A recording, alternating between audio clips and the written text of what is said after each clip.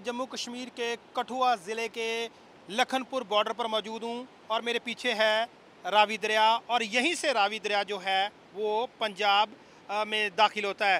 रावी दरिया की मौजूदा स्थिति क्या है, इन तस्वीरों से समझी जा सकती है कि कितनी उफान पर रावी दरिया इस वक्त चल रहा है और इस वक्त रावी दरिया जो है वो खतरे के निशान से ऊपर चल रहा है। ये रावी दरिया के किनारे पे एक बिल्डिंग थी और रावी दरिया किस तरीके से फैल रहा है इस इमारत को से समझा जा सकता है।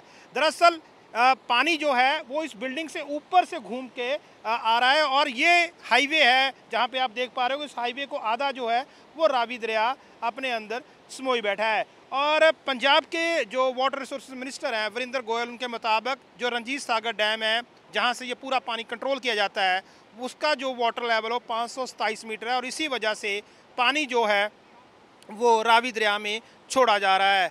और इसके अलावा पंजाब के 3 ज़िले जो हैं ख़ास तौर पर पठानकोट है, गुरदासपुर है और अमृतसर है, वहाँ पर जो है बाढ़ की स्थिति पैदा होगी और यही ज़िले रावी दरिया के साथ लगते हैं।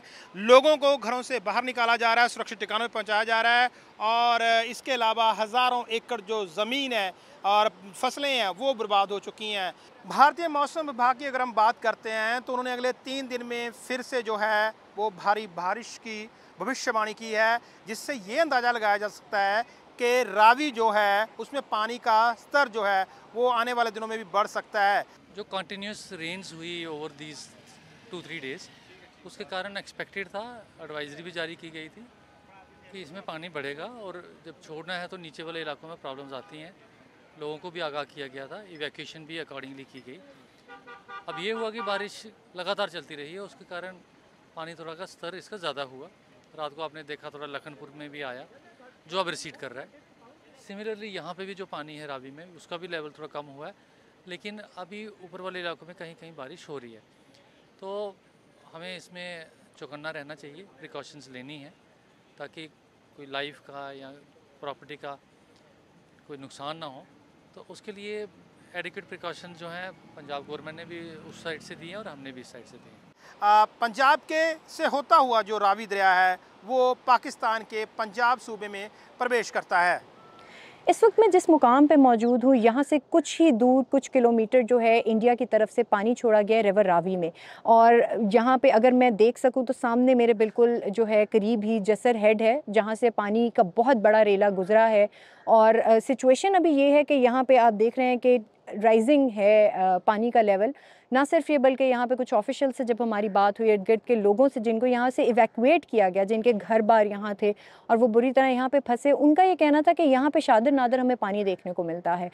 रिवर रावी जो है वो यहाँ से जाता हुआ आगे भी हमने देखा कि वहाँ पे भी रिवर बेड जो है काफ़ी हद तक खुश्क था, लेकिन जब से ये पानी जो छोड़ा गया उसके बाद से लेके अब तक ना सिर्फ रावी की जो अपनी बेल्ट थी वो इर्द गिर्द से पानी वहाँ से बाहर निकला, बल्कि इर्द गिर्द के जितने इलाके हैं वो भी इसकी लपेट में आए और बस्तियाँ गांव के गांव डूबे हैं।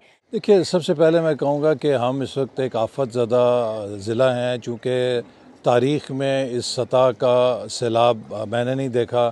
2,60,000 क्यूसिक से ज़्यादा रावी में पानी का फ़्लो हुआ है और नाला डेग जिसमें 35,000 की कैपेसिटी है वहाँ तकरीबन 1.25 लाख क्यूसेक तक पानी गुजरा है और वो एक फ्लैश फ्लड की तरह गया है कि जिसने रास्ते में पुल, सड़कें, जो इंफ्रास्ट्रक्चर है तबाह किया है। अब असल बात यह है कि जो हिंदुस्तान, ये कुदरती आफत है, क्लाइमेट चेंज से हुआ है, लेकिन ऐसी आफतों का मुकाबला क्रॉस बॉर्डर कोऑपरेशन से किया जा सकता है।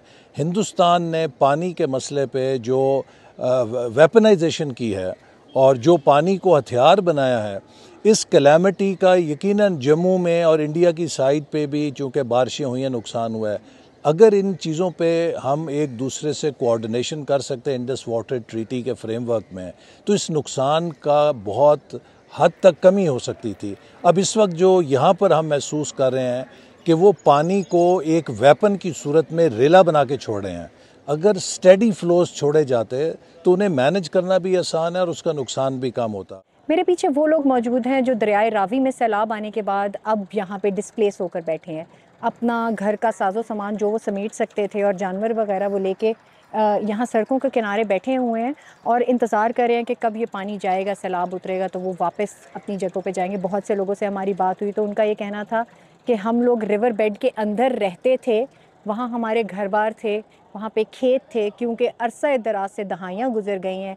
ये दरिया खुश्क था, लेकिन आफ्टर ऑलमोस्ट 35 इयर्स यहाँ पर पानी आया है, तो सिचुएशन इतनी वर्स हुई है कि इनको हर चीज़ इनकी डूबी और ये अब यहाँ पे सड़क पे पनाह लेने पर मजबूर हैं। जिस तरह हमने आपको पीछे डिस्ट्रक्शन दिखाई, बहुत सारे गांव और बस्तियाँ ज़ेरे आब आई हैं। जो रीसेंट फ्लडिंग है उसकी वजह से सेंट्रल पंजाब में इस वक्त जहाँ पे मैं मौजूद हूँ, ये करतारपुर की बिल्डिंग है और ये आप देख सकते हैं कि सारी पानी से भरी हुई है। इसकी बुनियादी वजह यह है कि रिवर रावी ने जो पानी तेज़ी से आया है पीछे से जसर के मुकाम पर, जो यहाँ से कुछ ही दूर है, और वहाँ पर इसने पुश बैक किया है। रावी मज़ीद यहाँ का पानी अंदर ले ही नहीं रहा है, क्योंकि वहाँ पे ऑलरेडी बहुत ज़्यादा पानी है।